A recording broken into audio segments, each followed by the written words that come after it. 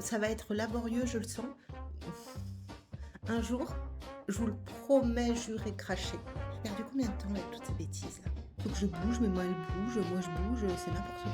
Un jour, il y aura plus de bêtisier. Il paraît que c'est pas bien de parler avec ses mains, que ça fait de la pollution visuelle. Moi j'aime bien. Non, j'ai besoin en fait, c'est comme si mes mains, elles me donnaient de l'élan pour parler.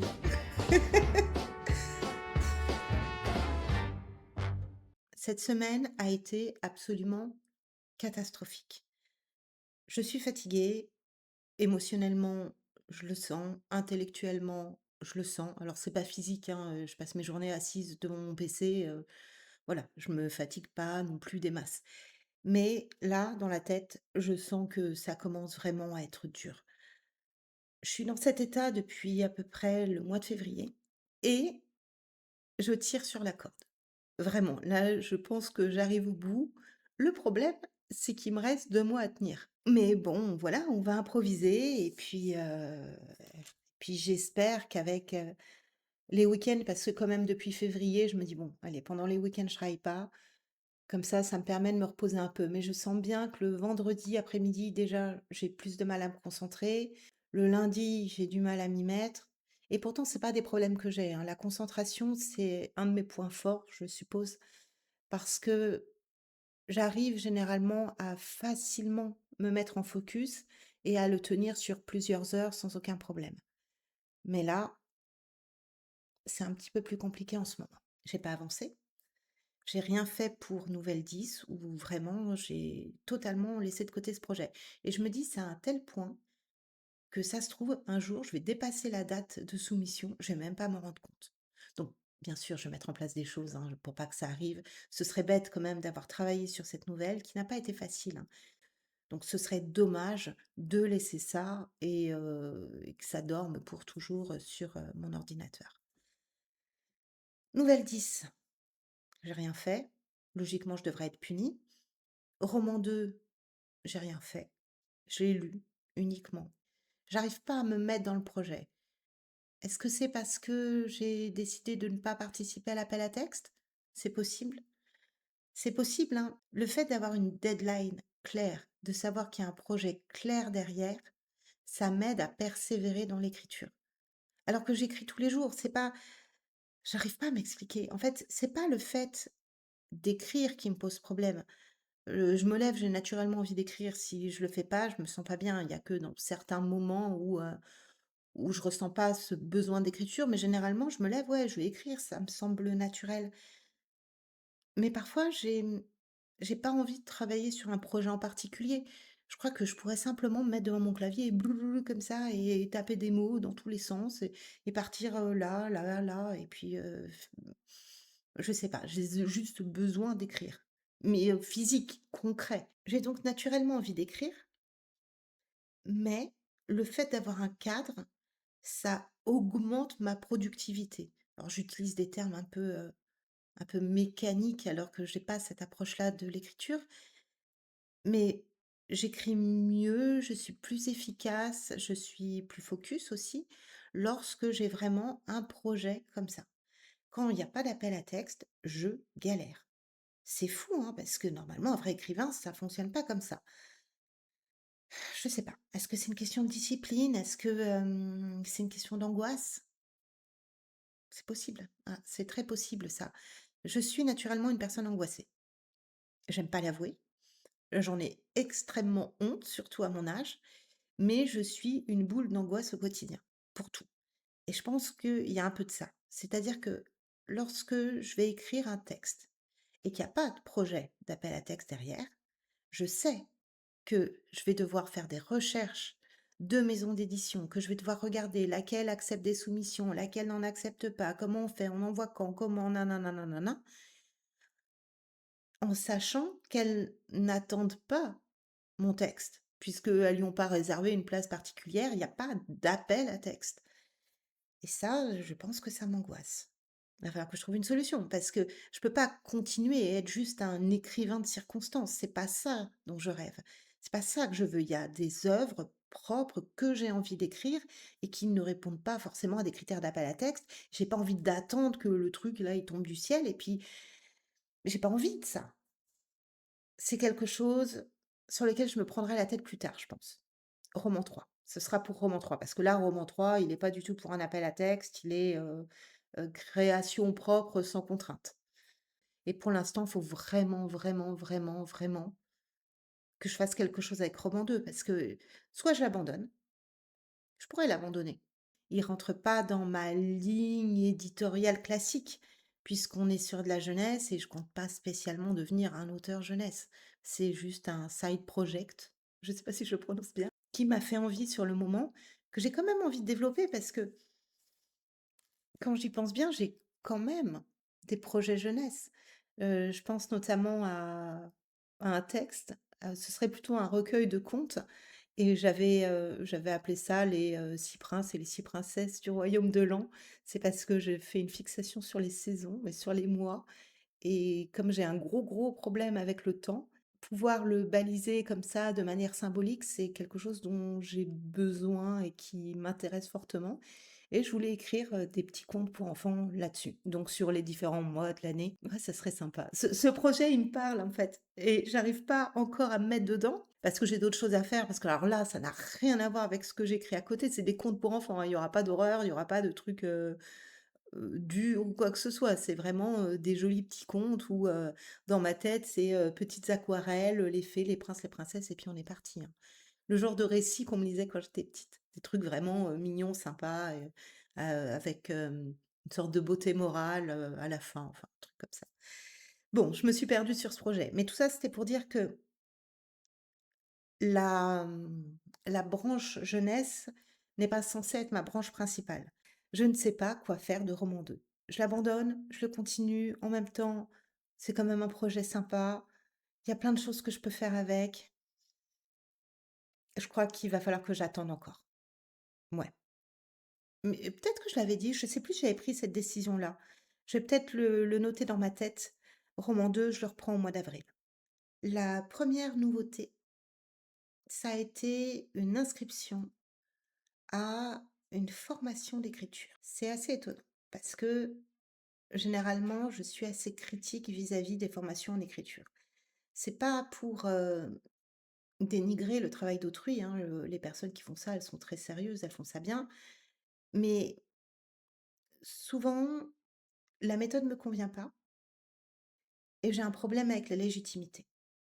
Je vais peut-être commencer par la légitimité.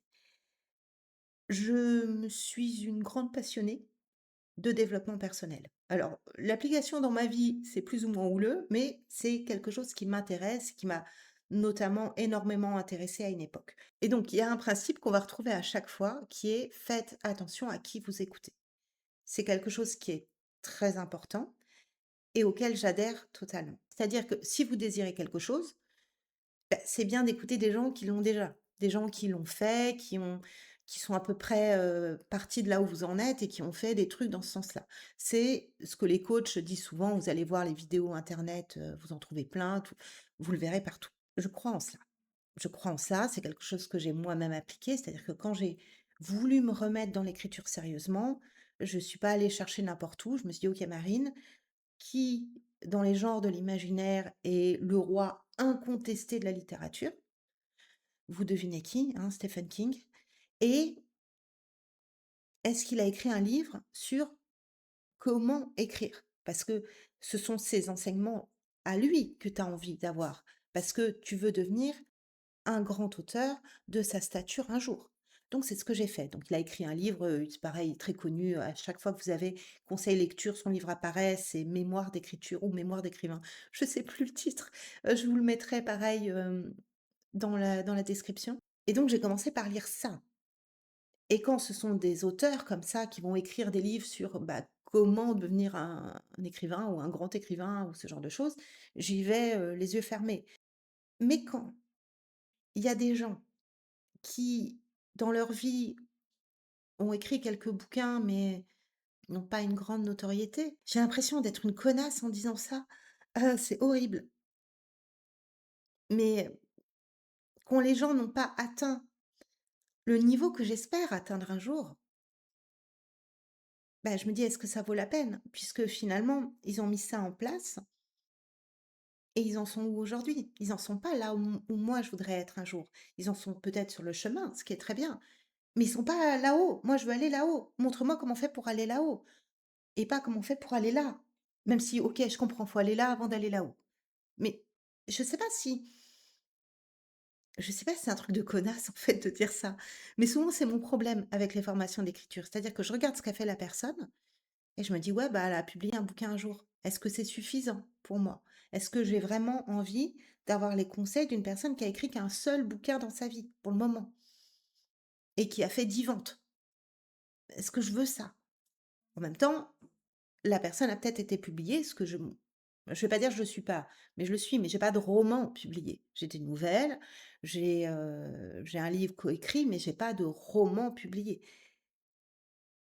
Ouais, c'est peut-être un peu prétentieux, en fait. Je réfléchis en même temps parce que le but, c'est pas d'avoir raison dans ce que je crois. Ça sert à rien, c'est pas comme ça qu'on progresse.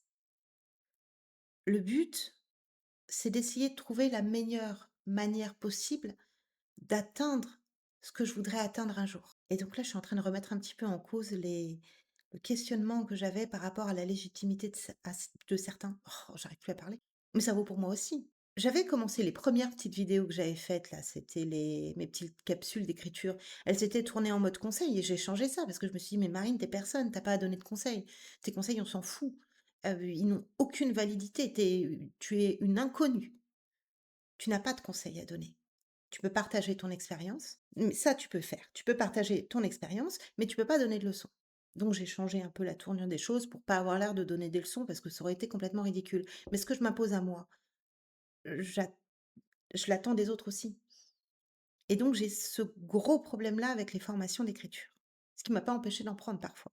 Et là, c'est le deuxième point. C'est-à-dire que j'ai pas simplement regardé ça d'un œil, distant en disant: «Non, je touche pas, t'es qui toi? Comment ça, tu pas best-seller? Je vais pas prendre ta formation, nin nin». Je suis pas une connasse à ce point-là quand même, mais j'en ai pris quand même quelques-unes. Et souvent, dans leur format, c'était compliqué parce que j'ai plus l'habitude d'apprendre avec des livres que d'apprendre comme on fait maintenant avec des petites formations vidéo. C'est pas, ou audio ou ce genre de choses, mais c'est pas mon truc. J'aime vraiment avoir le support livre. C'est comme si la matière infusait mieux et qu'il m'était plus facile de piocher dedans et d'y revenir. Et j'ai souvent été déçue par le contenu de ces formations. Parce que je me suis dit: «Ah ouais, tiens, ça me fait penser, ça, il y a ça chez Truby, ça» ou Truby, je sais pas comment on dit, hein. Ça, il y a chez Orson Card, on retrouve ça. Ou, tiens, j'avais lu tel livre de tel américain qui disait ça aussi. Et ce sont des petites choses que je retrouve et finalement que je préfère dans les livres. Et alors qu'est-ce qui m'a pris de prendre une formation? En plus, j'ai payé cher. Hem, Pourquoi j'ai fait ça? Parce que cette fois-ci, c'était une formation intelligente. C'est-à-dire qu'il n'y avait pas uniquement un contenu avec, lequel la personne, l'apprenant, est autonome. Je suis désolée, hein, mais ce modèle de formation, je comprends que ce soit hyper facile à faire, qu'il y ait des gens qui adorent, que ceci, cela, mais je vois pas comment on peut appeler une formation si on est en autonomie. Ça sert à rien. Enfin si, mais acheter un bouquin, c'est moins cher. Et donc pourquoi j'ai fait ça? Bah, parce que justement, il y avait un accès à autre chose. Il y a accès notamment à une communauté et ça, c'est quelque chose dont j'ai besoin. Je pense que j'arrive à un stade où je commence à voir les limites de mon mode de fonctionnement. C'est-à-dire que je suis une solitaire, je suis une vraie solitaire. Mais j'ai aussi conscience que ça appauvrit mon expérience et ça appauvrit très certainement aussi mon écriture. Quand on écrit sur le monde et on a besoin de cet apport, on a besoin de sentir à un moment donné une connexion avec la nature humaine. Je pense que parfois j'ai besoin de ça aussi pour l'écriture, c'est-à-dire de sentir au minimum, une sorte de connexion d'énergie. Et c'est ce que j'aimais bien lorsque je faisais le nano, enfin quand j'essayais de faire le nano Vrimo, eh bien j'aimais bien l'idée qu'on était tous là comme ça ensemble pendant ces quelques jours en train d'essayer de produire un volume de mots. Je sais pas pourquoi, j'avais besoin de me connecter à ça et j'étais contente le soir, j'allais sur les réseaux et quand je voyais des gens qui en parlaient, ça me faisait plaisir. J'ai encore des petits doutes, hein, parfois je me dis: «Ouais Marine, t'as pas fait une bêtise?» mais comme j'expliquais, je me sens un peu bloquée. La dernière fois que je me suis sentie bloquée, j'ai pris une formation, ça a débloqué plein de trucs et là, je me dis: «Bah, c'est pareil, j'ai besoin peut-être de ce petit peps de nouveauté parce que je sens que j'arrive au bout de quelque chose et qu'il y a un changement qui va être nécessaire». Deuxième point important sur lequel j'ai travaillé essentiellement le week-end d'ailleurs, c'est sur le scénario du jeu vidéo. Comme je vous l'ai dit dans la vidéo précédente, avec mon compagnon et des potes, on travaille sur un jeu vidéo. Donc mon compagnon, c'est le game designer, et développeur aussi. Enfin, je sais pas si c'est pareil. Je connais pas du tout la technique, le monde du jeu vidéo, j'y connais rien. Moi, je suis juste contente quand je construis des villes ou des civilisations, et puis parfois manette en main, et c'est tout, hein. Je n'ai aucune connaissance technique sur le jeu vidéo. Et donc on travaille dessus avec, mon compagnon qui est développeur et game designer ou juste un des 2 si les 2 c'est pareil. Fifi qui est notre artiste. Kouz qui est, notre, expert technique. Là, il est en train de développer un outil de création de bâtiments qui est juste génial de ce que j'ai compris. Donc jusqu'à présent, pour le jeu, j'avais pas énormément avancé. C'est-à-dire que j'avais un embryon d'intrigue, je savais à peu près ce qu'on allait faire. J'avais quelques personnages. Bon, en vrai, j'avais créé une centaine de PNJ, mais ils étaient pas vraiment travaillés. C'était juste des petites caractéristiques comme ça, c'était pas vraiment exploitable. Et surtout, j'avais fait toute l'histoire du monde. C'est-à-dire que là, j'ai le lore sur 1000 ans à peu près. Pour le faire, je me suis inspirée d'histoire française, mais je suis pas allée dans les détails. J'ai vraiment découpé ça par période pour qu'on ait des repères et qu'on puisse enrichir le monde. On est sur une sorte de monde parallèle, c'est-à-dire que tout ça s'inspire un petit peu de l'histoire de France. On est dans un petit village de montagne, mais voilà, il s'est passé des choses pas au même moment, pas au même endroit. C'est pour ne pas être trop bloqué par le réalisme, notamment en matière de graphisme, parce que sinon on va jamais s'en sortir. On a déjà énormément de travail à faire à 4 seulement. Bon voilà, si en plus on rajoute, vraiment du réalisme historique, ça va être compliqué. Et puis comme on est sur une intrigue politique, on pouvait pas non plus faire tout ce qu'on voulait. Donc on a fait un petit enfin on a j'ai fait un petit mélange de toutes ces choses pour avoir un monde qui, au moment de l'histoire, est un mélange entre la fin du XVIIIe siècle et la période, révolution industrielle. En fait, j'ai un petit peu mélangé les 2. Comme ça, on peut malgré tout avoir des éléments techniques intéressants, mais au niveau politique, on est sur des problématiques en lien avec la révolution, en lien avec la naissance de la République, en lien avec la, division du pouvoir entre, la classe dominante qui est en train de s'effondrer, l'autre classe dominante qui a bien émergé, le peuple au milieu de tout ça, et on peut avoir des choses sympas. Mais j'avais pas d'histoire. Pour le moment, j'avais pas du tout travaillé le scénario et j'étais assez embêtée parce que c'est un scénario d'enquête et je n'ai jamais écrit d'enquête. Donc j'avais un petit peu peur, de comment faire tout ça. Je me suis pas mal angoissée parce que je me suis dit: «Ouais, mais il y a les indices, comment tu vas faire? Il faut qu'il aille voir ci, comment est-ce qu'il va faire pour trouver tous les trucs, tous les machins?» Enfin vraiment, j'avais peur de me sentir perdue et de pas réussir à tout connecter, tous les points ensemble et que ça devienne vite n'importe quoi. Je ne lis pas des livres d'enquête, les livres policiers, ça n'a jamais été mon truc. Quelques thrillers un petit peu, mais généralement les trucs d'enquête, c'est pas mon domaine. Alors là, pour l'écrire, bah, forcément, c'est plus compliqué. D'ailleurs, c'est pour ça que j'ai commencé à essayer de lire un petit peu des trucs enquête policière pour voir ce que ça donnait en tant que roman. Donc premier obstacle, je ne connais pas bien cette littérature, je ne sais pas l'écrire et là, il va falloir que je le fasse. Premier problème. Deuxième problème, comment on écrit un scénario pour un jeu vidéo? Comment on fait ça? Je sais pas, j'ai jamais fait ça. Alors, j'ai décidé de le traiter comme un roman pour le moment. C'est-à-dire que je me dis: «OK, déjà, si on a une intrigue principale, si on a une version des faits, bah, c'est déjà pas mal». Quand j'aurai terminé cette première version de l'histoire, là, on va pouvoir commencer à tirer des quêtes secondaires et aussi à travailler sur les choix. Parce que bien évidemment, c'est un jeu qui repose énormément sur les interactions avec des choix de dialogue ou des choix d'action qui vont être importants. L'idéal, ce serait qu'on arrive à 5 fins différentes. je les ai déjà écrites, j'ai déjà ces fins-là et forcément, bah, ce seront pas les mêmes que celles de ma trame. Mais ça, c'est un travail que je ferai après. Je pense que j'ai d'abord besoin d'y voir clair et à partir de là seulement, je pourrai voir les points de connexion où on pourra partir sur autre chose. Je ne sais pas du tout si c'est la bonne méthode. Je n'en ai absolument aucune idée parce que j'ai jamais fait. Mais on va voir. De toute façon, il faut avancer. Au bout d'un moment, il le faut. Là, je sais que les boys, ils étaient un peu,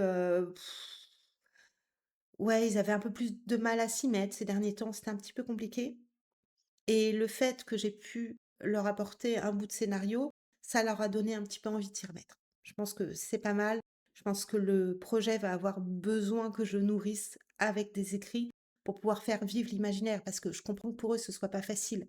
Bon, Fifi, il est sur des dessins, il est, sur, des créations 3D ou ce genre de choses, donc à la limite, il a une certaine visualisation, mais Kouz, il est sur un outil technique où il crée juste des bâtiments.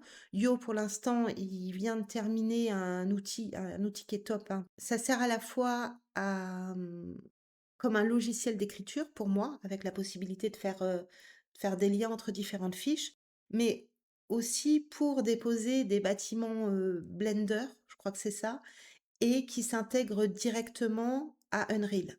Ah, je sais pas, je dis peut-être des bêtises, mais il y a un aspect technique aussi, il y a pas que la partie texte et franchement, on peut tout mettre dans l'outil, tout fonctionne, c'est nickel, c'est un outil incroyable, hein, qu'il a fait. Il est sur ce côté technique, là, il commence à travailler un petit peu sur, les systèmes de déplacement, sur, les systèmes d'interaction aussi, je crois et peut-être d'autres choses, je sais pas trop ce qu'il fait, c'est assez obscur pour moi, mais en gros, il est sur une map 3D où il y a aucune texture, qui est juste quelques couleurs pour qu'on se repère un peu, avec un personnage, c'est un MetaHuman qu'il a vite fait habillé et puis il le promène comme ça sur la map, mais il voit rien, c'est pas très encourageant comme, vision des choses et je pense que ça va être important que je puisse nourrir leur imaginaire et leur donner aussi envie à travers l'intrigue en essayant de faire un truc bien. Donc c'est quand même un rôle qui est plus important que ce que je pensais, qui me fait très, très peur parce que, bah, comme j'ai dit, j'ai jamais écrit ce genre de choses. Ça se trouve, je vais faire de la merde, ça se trouve, ça va pas leur plaire et donc j'ai travaillé là-dessus cette semaine, enfin, surtout le week-end en vérité. J'ai écrit la première partie. Si j'avais tourné cette vidéo vendredi, je pense que je vous aurais dit j ouais, c'est ça. Ouais, je pense que je vous aurais dit, que j'ai travaillé les 7 premiers chapitres, mais je tourne cette vidéo le lundi après-midi et donc ce week-end, j'ai retravaillé dessus. Donc 2 week-ends que je travaille dessus. Là, j'ai terminé toute la première partie, c'est-à-dire que ça y est, le personnage, sait qu'il est non pas en face d'une disparition, mais en face d'un meurtre et puis il va continuer son enquête. Il y a des processus où je me demande si ça fait pas un peu trop débutant. Par exemple, notre personnage. Il doit mener une enquête, mais il sait qu'il va avoir une résistance très forte. D'un point de vue de certaines personnes dans la ville, il sait, enfin dans la ville, dans le village, il sait qu'il y a une opposition politique particulière, que le contexte du village est complexe et il veut pas révéler son identité. Il veut pas tout de suite dire qui il est. Mais pourtant, il va falloir qu'il mène l'enquête. Et la première chose qu'il fait, c'est de se trouver une identité un peu secrète en disant, en fait, il prend le prétexte qu'il est un historien venu, faire des recherches sur l'histoire religieuse du village. Le problème, c'est que il enquête sur la disparition du gouverneur de cette ville. Ça n'a rien à voir avec l'histoire religieuse. Alors il est bloqué. Il fait comme il peut, mais il est bloqué. Donc il y a ce premier changement d'identité, finalement, c'est un des alliés qui va venir l'aider, à un moment donné où il fait un truc où il aurait pas dû faire et il se fait arrêter, par la garde et pour le sortir de là, pour justifier le fait qu'il mène cette enquête et qu'il fasse ces choses, plus ou moins acceptables, bah, son allié va dire: «Non mais en fait, c'est normal, c'est un avocat. C'est un avocat et il est là pour aider les ouvriers qui ont été injustement mis en prison». Le problème, c'est que c'est pas un historien, c'est pas un avocat, donc il va changer 3 fois d'identité dans le jeu? Ah, c'est peut-être pas ouf en fait. C'est peut-être pas ouf. Mais en même temps, il peut pas arriver En disant directement, «Je suis le nouveau gouverneur, c'est moi, j'arrive et qu'est-ce qui s'est passé là?» S'il se fait passer pour un flic, ça va pas fonctionner non plus, personne voudra rien lui dire. Il faut qu'il ait une identité, mais il peut pas directement se faire passer pour l'avocat des ouvriers parce qu'avant d'arriver au village, il ne sait pas qu'il y a eu cette histoire-là. L'idée de l'historien, c'est l'idée la plus plausible. Ou alors je change le moment où l'allié vient et dit, «Non mais il a fait ça parce qu'il est avocat». C'est ça qui m'ennuie. C'est ça qui m'ennuie. C'est le fait que l'identité subisse autant de métamorphoses. J'ai peur que ça fasse trop. Même si le joueur, il va tout de suite savoir que il n'est pas historien et qu'il n'est pas non plus avocat. Le joueur, dès le départ, il le sait. C'est pas des twists qu'on apporte avec des fausses pistes pour «Ah, ah!» Non, c'est des stratagèmes inventés par les personnages pour essayer de se sortir de situations. Mais est-ce que c'est pas paresseux? Notamment l'histoire de l'avocat. Et en même temps, ça permet de faire des choses parce que tant qu'il est historien, il est limité. Il peut pas faire grand-chose. Il arrive à faire 2-3 petits trucs, mais il est extrêmement limité. Quand il est avocat, il va pouvoir en faire plus de choses. Notamment, il va pouvoir enquêter plus profondément sur les ouvriers. Je pense que je vais tirer le fil. Je vais essayer de voir où ça me mène. Ensuite, j'en parlerai avec les boys et on verra ce que ça va donner parce que, ouais, je suis vraiment pas sûre de moi sur ce truc-là. Il va falloir que je lise aussi. D'ailleurs, j'ai commencé à le faire. Je pense que j'ai dit ce que j'avais à dire sur le jeu vidéo. Maintenant, je vais passer à la partie, mes lectures de la semaine. Encore une fois, j'ai pas énormément lu cette semaine. J'ai, ouais, j'ai regardé des séries, c'est pas bien, mais j'avais envie de tricoter. Souvent, quand je suis stressée, que je suis fatiguée intellectuellement, j'ai besoin de tricoter. Donc c'est ce que j'ai fait cette semaine. J'ai tricoté, j'ai regardé You jouer à des jeux, mais j'ai quand même lu. Notamment, j'ai terminé le livre dont je vous parlais la dernière fois, Ses yeux bleus. Déception totale. J'ai pas aimé la fin. Mais j'ai l'impression que ça m'arrive souvent en horreur de pas aimer la fin. Il y a plusieurs choses que j'aime pas. Déjà, j'aime pas la fin là quand ça part dans tous les sens où on a l'impression que, «Ah c'est lui l'ennemi, mais non c'est lui l'ennemi et puis il faut lui échapper et puis là, ah, et puis oh coup de tonnerre en fait c'est lui l'ennemi». Ça me saoule. Ça, je trouve ça fatigant, ça a pas d'intérêt. Mais j'ai déjà dit, j'aime pas les twists, je j'aime pas les surprises dans la littérature. J'aime quand c'est une belle ligne là comme ça, bien droite, où on sent la montée en puissance, ça vient et bam! Ça j'aime, ça j'aime beaucoup. Mais alors quand ça commence à faire, des vagues dans tous les sens et puis, course-poursuite et puis on essaye de fuir et puis on tombe et puis il se passe ci, puis il se passe ça, j'aime pas du tout, du tout, du tout. J'aime pas non plus quand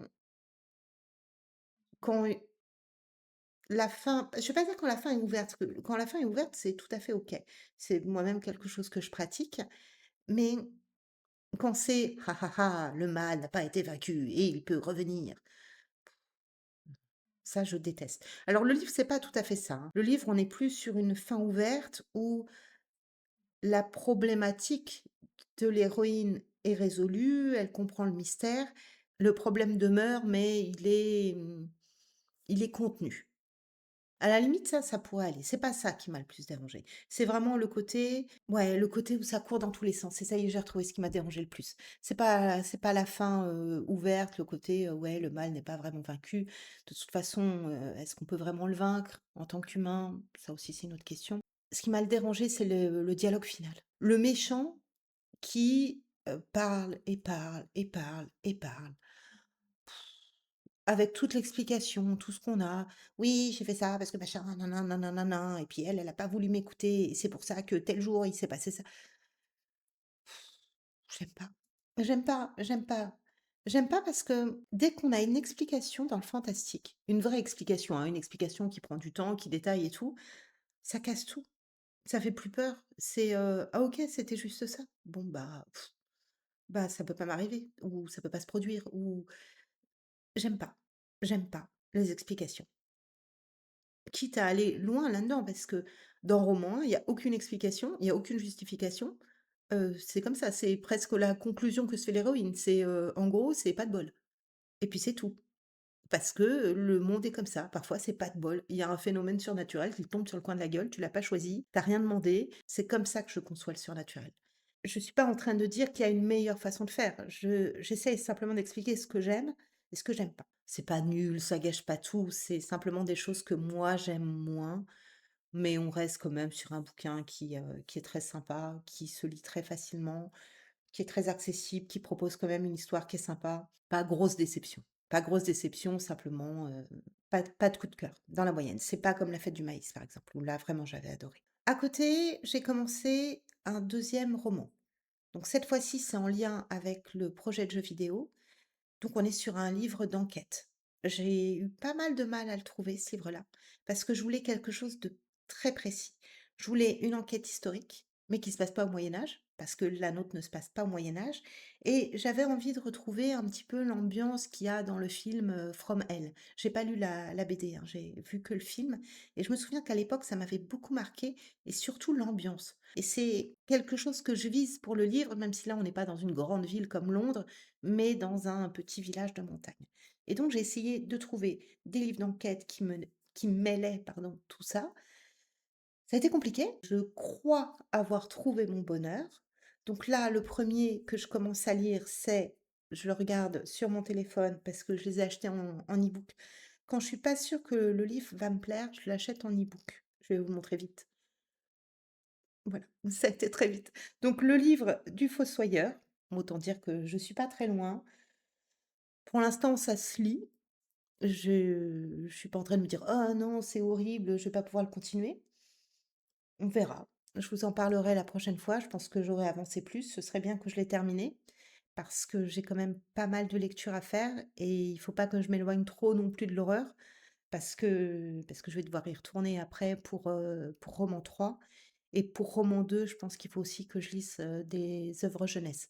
Mais ça va plus vite, hein. Souvent l'œuvre jeunesse ouais, en une soirée, un week-end, si j'ai pas beaucoup le temps, c'est fait.